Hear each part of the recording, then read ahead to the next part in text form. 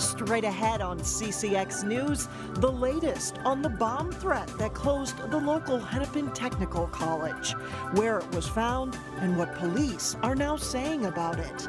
Plus, bringing art to a higher place, why Brooklyn Park's water tower could have a different look. And 2 Golden Valley sisters, one strong common bond. Their family stories now result in one big sale. CCX News starts right now.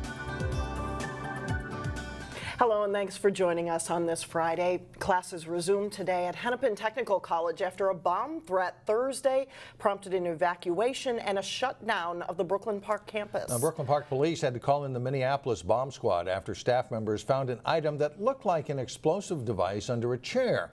Delane Cleveland joins us now with more on this. Delane? Mike and Alex, Brooklyn Park police described the device as being consistent with a pipe bomb.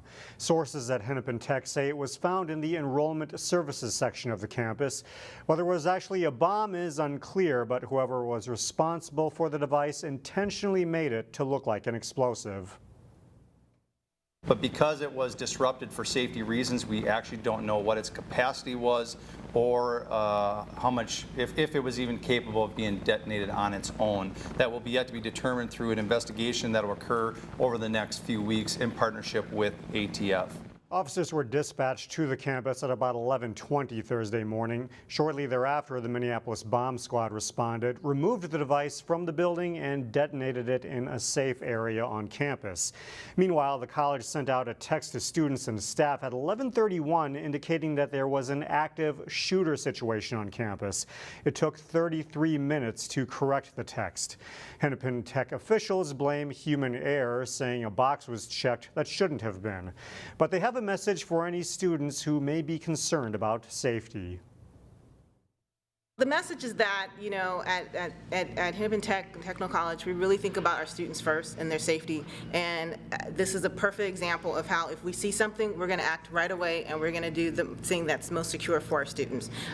We weren't sure that was there, and we made the call sort of as soon as we got it. Still no word as to who may have planted the device or the reasoning behind it, but investigators are reviewing camera footage in the building. Multiple agencies, including the Hennepin County Crime Lab and the Bureau of Alcohol, Tobacco, Firearms, and Explosives, will process and test the remaining parts of the device. Mike? All right, Delane, thank you. Prepare for a big highway closure this weekend. MnDOT is planning 16 hours of paving on I-94. Eastbound I-94 will close all weekend from Brooklyn Center down to 394. They've been watching the weather, but MnDOT says it's a go for the work they need to do. That section of freeway should reopen by 5 a.m. Monday. They hope to finish up this year's work on the project by the end of October. A Brooklyn Park City Council member is dealing with the aftermath of Hurricane Irma. Mark Maida was visiting the Florida Keys 3 days before Irma made landfall. Maida is in Isla Morada in the Upper Keys, where he oversees property. He says the brunt of the devastation is in the Lower Keys, where the death toll has now risen to 8 people. Maida describes the area he's in as a disaster zone. Maida rode out the storm in Miami, but he's now back in the Upper Keys, where large walls of water made their way inland about 100 yards. Being a part-time firefighter, he has been able to put his skills to good use to help with the cleanup. There's curfews on at nighttime here, so pretty much you can do stuff from dusk to dawn. I've been a chainsaw operator for about the last 3 days. Just cutting trees, cutting them off houses. Everything on the ocean. If you walk the ocean side down on most of these keys, it's a lot of devastation as far as the vegetation. Maida says a wide mix of people live in the Florida Keys, home to about 70,000 people. He says the way people are helping each other out feels like Minnesota nice. The Maple Grove Fire Department will have a new chief come Monday. Chief Scott Anderson retired this summer after serving the department for nearly 40 years. Now Deputy Chief Tim Bush will take his place. Bush has served the Maple Grove Fire Department for 10 years. He also has experience as a paid on-call firefighter in Eagan and with the Hennepin County Sheriff's Office. For the last 9.5 years, I've been in Maple Grove as an assistant chief and a deputy chief. and I've worked with Scott Anderson, and Scott has helped me grow and develop skills that I think this is the next logical step for me.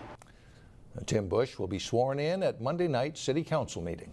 A water tower can become a symbol for a city. Now Brooklyn Park is considering adding some art to its water towers. It's a discussion that is starting with this water tower on Brookdale Drive. Built in 1963, it is one of the city's oldest water towers, and it's due for rehabilitation next year. The light blue color with black lettering is the standard for Brooklyn Park, but the city is discussing adding a branding element that reflects the city's image. A decision will come by the end of the year. $1.5 million is currently proposed for next year's fix of the Brookdale Tower. Brooklyn Park may start charging door-to-door solicitors a fee for the first time. After the June hailstorm that hit the city, there were about 100 home repair solicitors who came to City Hall seeking a solicitor's license, and they got those for free. But city staffers say there is expense involved with processing paperwork and sharing the information with the police department. When the storm occurred, we got a big rush of people coming in to the City Hall, and we were noticing, it was taking up a lot of our time, and the fact that we weren't charging a fee to cover that cost was really problematic because, that's something that the taxpayers paying for this service for us to process this, and we should at least be covering those costs. That new fee for solicitors would be $50. Other fees may also see increases. City Council will review the licensing fees at its October 9th meeting. Still ahead, two Golden Valley sisters, one strong bond. Their family medical difficulties that has that bond even stronger. Then later in sports, Champlin Park and Osseo go head-to-head in girls soccer. We'll have the highlights. But first, a chance for thunderstorms on Saturday. Sunday looks like the nicer day of the weekend. We'll be right back. Well, two Golden Valley sisters are getting rid of some old things while gaining a new sense of purpose. Reporter Sonia Goins shares their story. We're having a giant sale. We have more stuff than we even knew we had. So Beth Hunley and her sister Joni Hathaway Jones Are you writing down stuff, Beth? yeah, have a strong sister bond. both have stuff we can talk about and support each other in that way. That bond is even stronger now for so many reasons. Hi there. For starters, the two are coming together for a good cause. Sister sale, here it goes. Joni's garage was turned into a mini pop-up store. Okay, so 25, 28. The two are raising money for their children's medical bills. Malcolm has suffered for over a year, and it's just painful to watch him. These are just some of my favorite books. I super recommend this section. Joni's son Malcolm was recently diagnosed with pandas. So I went through a lot of psychological changes. Shortly after an illness, he had a fever, a cough. It happens when strep triggers an immune response in a child's brain. 11-year-old Malcolm went from a 10th grade math level to not even being able to write. It was probably the most painful thing I've ever experienced. At that moment, you don't know if you're going to get him back. After a round of antibiotics, things improved. Now doctors want to try IV meds to reboot his immune system, but it's not covered by insurance. It cost approximately $10,000 to $12,000 depending on the weight. Where's Mama? Meanwhile, Beth is trying to raise funds for her 5-year-old daughter, Harlow. She was essentially like a zombie. She has a rare form of epilepsy and uses medical marijuana to control seizures. She's just brighter and more engaged, and yeah, it's been a good thing for us. The medical marijuana and another treatment that she gets from France is not covered by insurance. The family pays about $1,400 a month out of pocket. Of course, you do anything you can, and you just have to buckle down in other areas of your life. And although both families deal with hardship, they are hopeful and happy. It's just the simple things that you want for your child, just for them to be happy, and that's what it's given us. And they want others to be encouraged too. Number one goal is for my son to recover. My number two, which is really close to my number one, is to raise awareness. In Golden Valley, Sonia Goins, CCX News. Pandas affects 1 in 200 children. Malcolm is expected to start his new treatment within a month, and we have information on our website. It's ccxmedia.org. Still ahead, another exciting theater season gets underway in Osseo. But first, Champlin Park battles Armstrong in a key match in Northwest Suburban Conference Volleyball. John Jacobson has the highlights up next.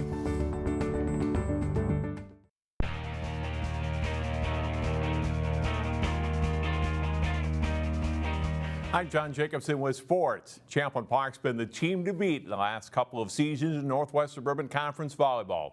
The Rebels faced a team that's looking like a strong contender as they placed host to Armstrong on Thursday night.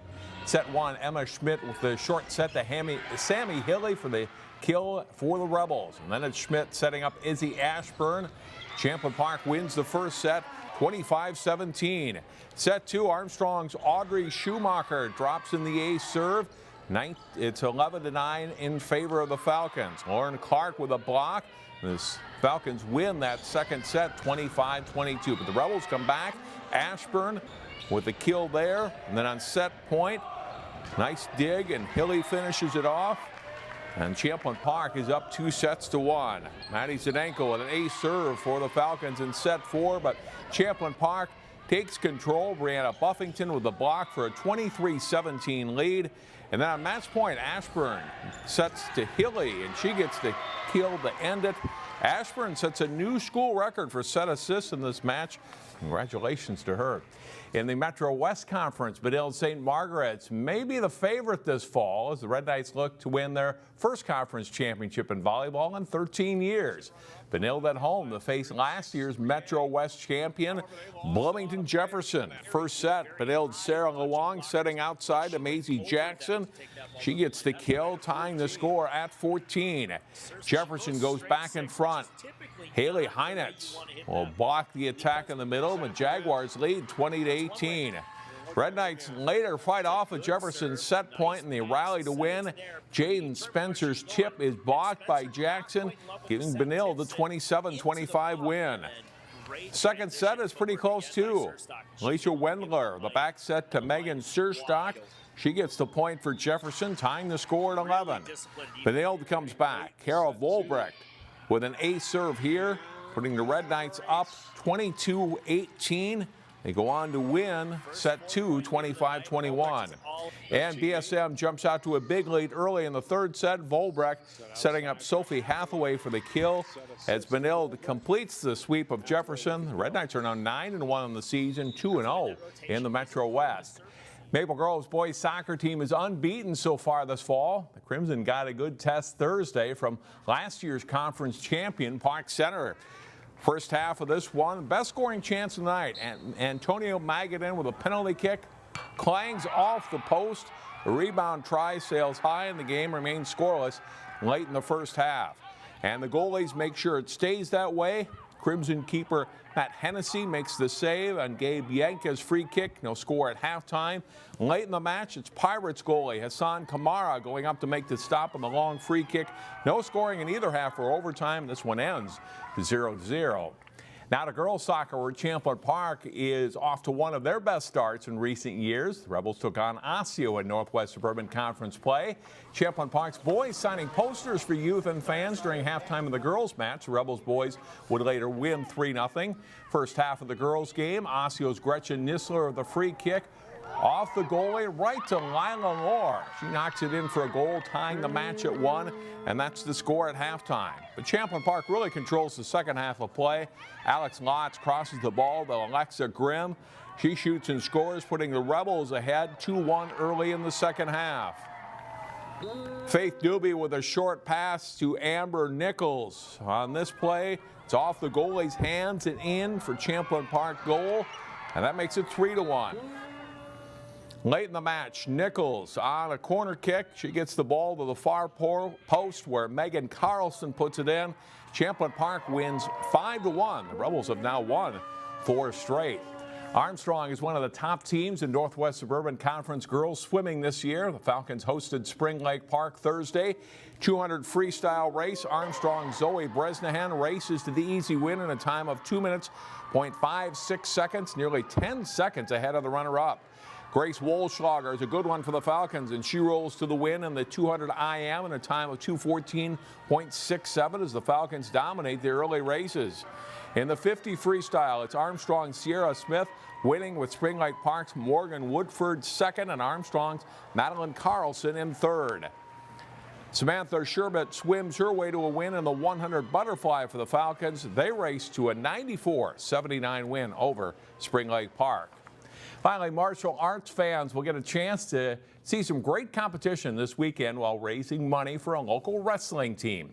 Saturday at Totino-Grace High School, it's a team tournament in the sport of Brazilian Jujitzu. Teams from around the upper Midwest will compete, and proceeds will go to the wrestling program at Totino-Grace. That's from 3 to 9 p.m. Tonight, Friday on CCX Sports, Armstrong hosts Hopkins and Prep Football live on channels 799 and 12. Alex and Mike, back to you. All right, thanks, John. We'll be right back.